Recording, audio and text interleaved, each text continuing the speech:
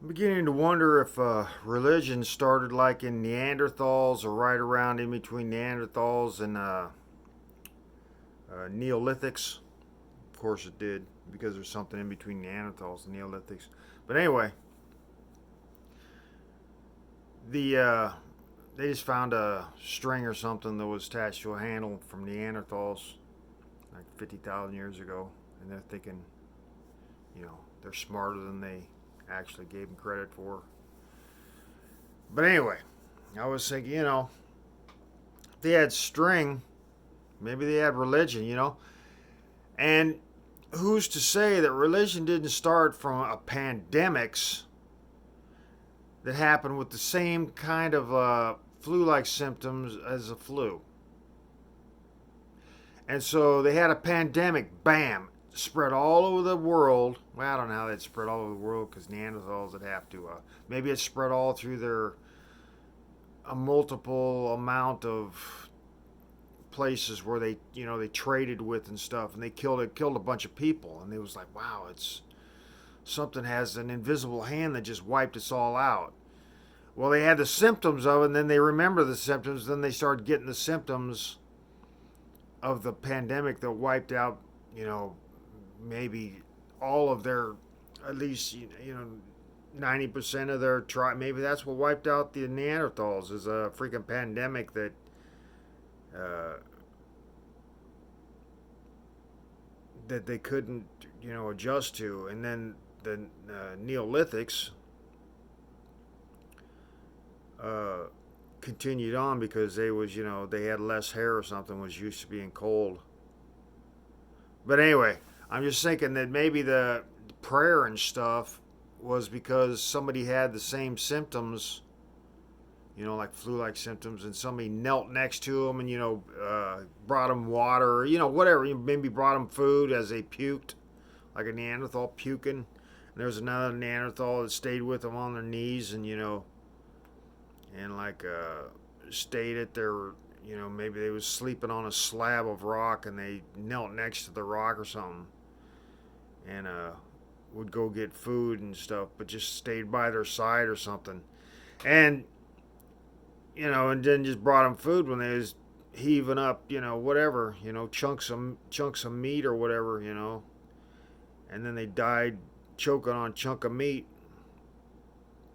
And but it was from like a pandemic or something, and or they just dehydrated. Maybe they had like this pandemic.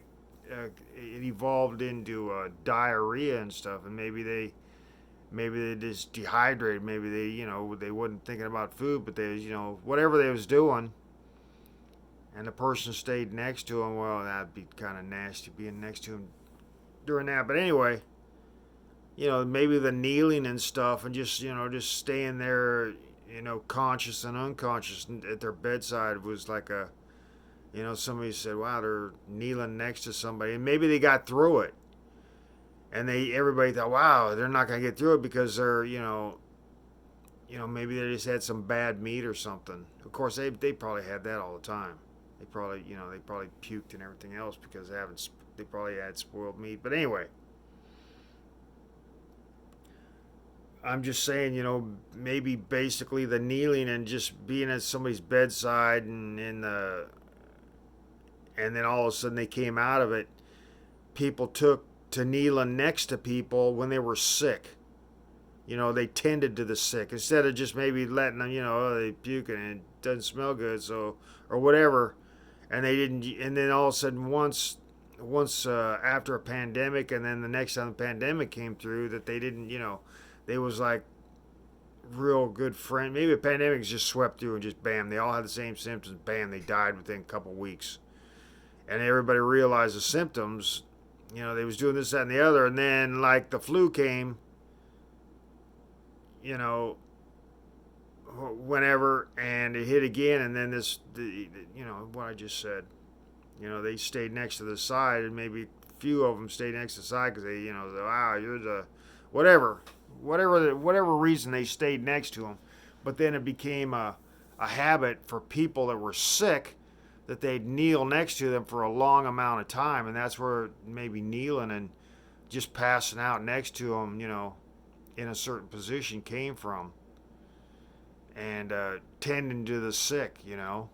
Maybe that's where that came from. It's just like they had a pandemic, and then the flu symptoms came by, and they thought, wow, it's that kneeling next to them and tending to them helped, but it didn't. It just, it was like one was pandemic and one was a flu, and they thought, wow, it was a miracle. They knelt next to him, and so it became a pattern. They thought, well, there was some invisible meaning to kneeling and tending to him, caused this person that just had the flu to recover from the flu, which, it's still, even though you had the flu, recovering from the flu might have been something back then too.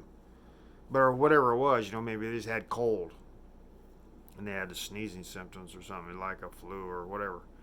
And then the kneeling, and then all the others took to it. So every time somebody got sick, they knelt next to them, and maybe it was maybe it wasn't a pandemic, so it was a flu or a cold or whatever, and so they knelt and tended to them, and it helped them. So it became probably hospitalization, doctors, maybe that's where doctors came from. And anyway, you can figure out the rest on your own. I'm thinking that's where maybe religion came from. The belief that something kneeling next to somebody and tending to them, not only that was just two things. Kneeling next to them, just tirelessly next to them, passing out and waking up, passing out, and then they'd wake up cured or whatever, and they thought, wow, it's kneeling, and also the tending to them, like bringing them maybe grasses or whatever, So I'm thinking that's where basically doctors and religion possibly came from, is like Neanderthal time, kneeling next to them, because I don't know, do do monkeys tend to each other? I don't know, maybe they do. When they're sick, I mean, how many times do monkeys vomit? I don't know. Do they hug each other when they're vomiting? I don't know.